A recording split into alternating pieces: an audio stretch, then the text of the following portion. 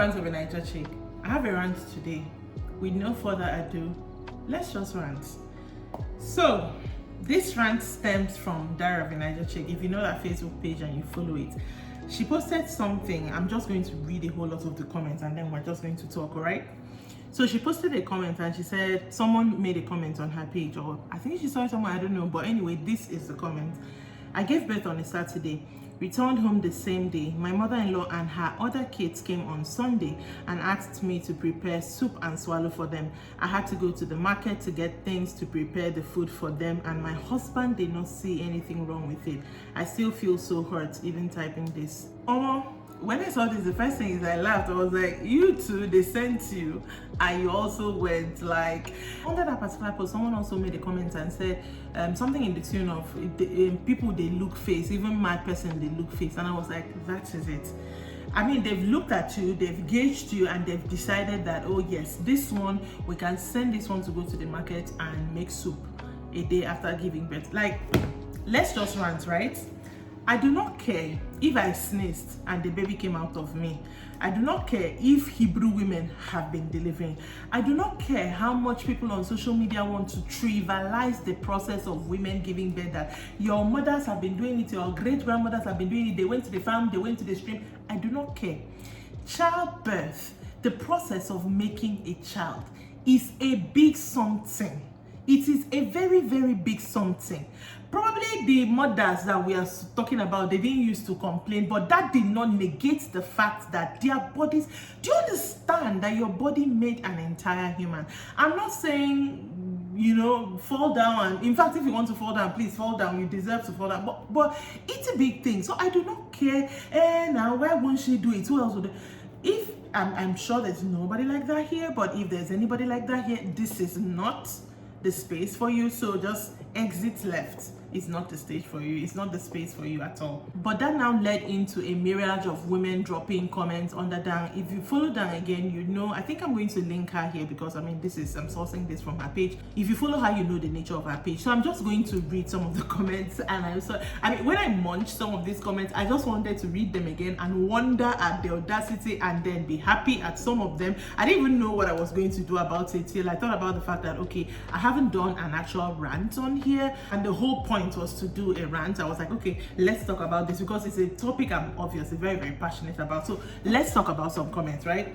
So someone wrote, a woman gave birth, and when the nurses saw the way her husband was acting, the doctor kept her back for a few days to rest. Guess what happened? Her husband brought his and their 2 children's dirty clothes to the hospital for the wife to wash in this our Naija. Yes, you read that right. My head wanted to explode. Say, give me what? Brought dirty clothes. Like, make it make sense. How? So did he bring pail and water and soap? You cannot wash clothes. And even if you cannot wash clothes, there is nobody around to wash clothes.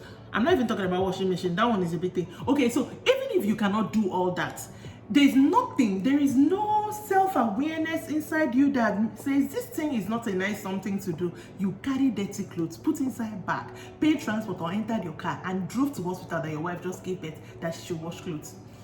Honestly, I hate when people online do men has come, but Jesus in heaven, some men, okay, let's move on. Of course, there were the good comments as well, which I really loved, because every time humanity does something and makes me want to lose faith in humanity, there are also people who I hear stories and I'm like, okay, we're still good, even though those little ones are trying to make me forget the fact that people are not apes. We're still good. So this comment said, well, now they see this kind in-laws. Mine pampered me for a good 6 months. I didn't near the kitchen or bath my baby. She did everything. She even resigned from work to take care of us. God bless my mother-in-law. Like I said, stories like this, I'm like, okay, yes, we're still humans, because sometimes I doubt it. Sometimes I really, really doubt it. Another comment that blew my mind, I'm just going to quickly beat through it. My friend gave birth to twins via CS. She had all the complications anyone can think of during pregnancy and childbirth. The wound of the CS became infected and opened on its own, so they had to perform another surgery on her. Her BP skyrocketed and many other things that happened. Her mother-in-law came to do omogo. And can someone explain to me why my friend was still living like there was no one in the house with her? Her husband was so uncooperative. I'm saying so because the person puts plenty zero. Abi, is it? Oh, sorry.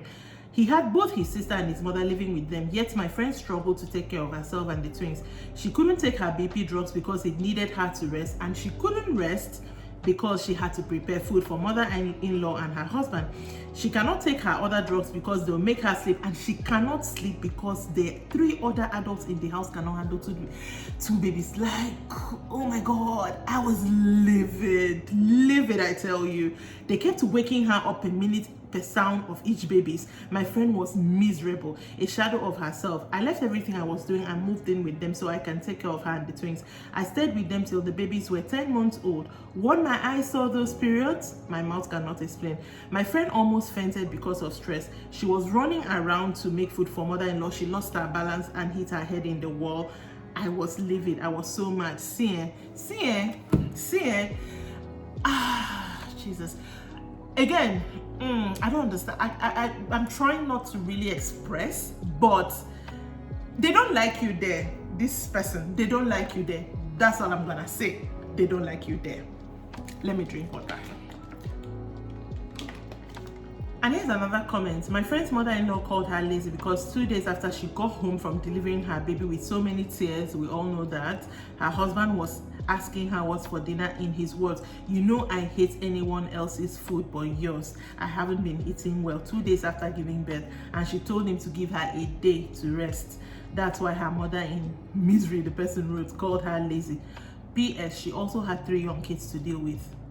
You know, this is why I haven't really talked about this on here, but one thing I've always been passionate about is the way we raise boys. We have placed so much emphasis in raising girls that we are turning out boys who are wild. Because why are you wild? And obviously from the mother-in-law calling her lazy, you can see that they've trained that one to act like, I'm not saying don't be the head of the house. Come on, that's neither here nor there. But where is the empathy? Where is kindness to a follow? Like, you know what?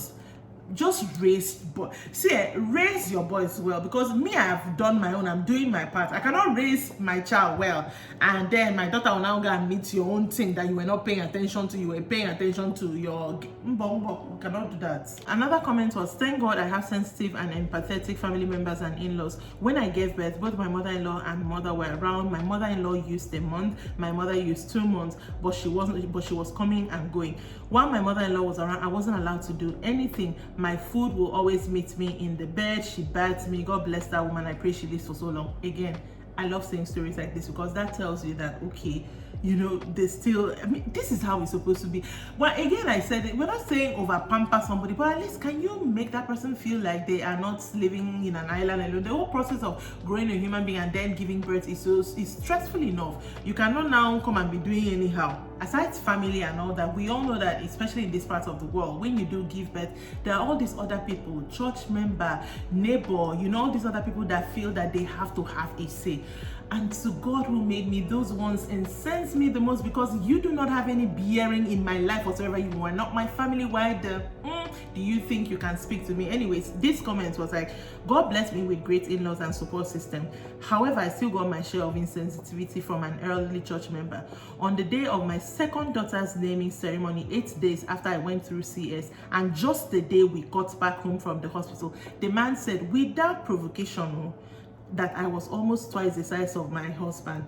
I just got up and left. Hubby had to beg me to come back. Like, if you go to visit somebody that has given birth, I don't know, depending on how close your relationship is, why are you saying things, the way we talk, why are you saying things unprovoked? Like, what's all this? Like, again, a time where a woman gives birth is a very sensitive period. Apart from the whole inside what's happening hormonally and all that, the physical aspect, it also takes a lot of she may already be feeling horrible with herself. I mean, here am I 1 year after giving birth and I'm still feeling like a bag of fufu. So why are you telling her that? Why are you reinforcing that to her so that she should go and die? What do you want her to do? She should go and kill herself? God did not bless her or us now with genes that once they'll finish giving birth, you look like Lepashandi. What is happening? And some, when you're Lepashandi, they'll now say you're too thin, you're not producing milk, the child is not. See, when you go and visit somebody that just gave birth, hold your mouth. See the baby, finish seeing the baby. Don't waste time, especially if you're not going to help, especially if you do not bring food. Don't waste time. Do quick and go. Me, this is, I don't even my very best friend gave birth. I called her, do you want me to come to the hospital? Like, we're very close. I could probably barge in. And so I said, do you want me to come to the hospital? Like, what do you need me to bring to the hospital? And I didn't go more than once because she may not be able to open her mouth and tell me, auntie, I want to sleep today. Don't go and make yourself a nuisance inside somebody's house. Not to talk of the ones. I saw another comment somewhere that somebody said someone came to visit them.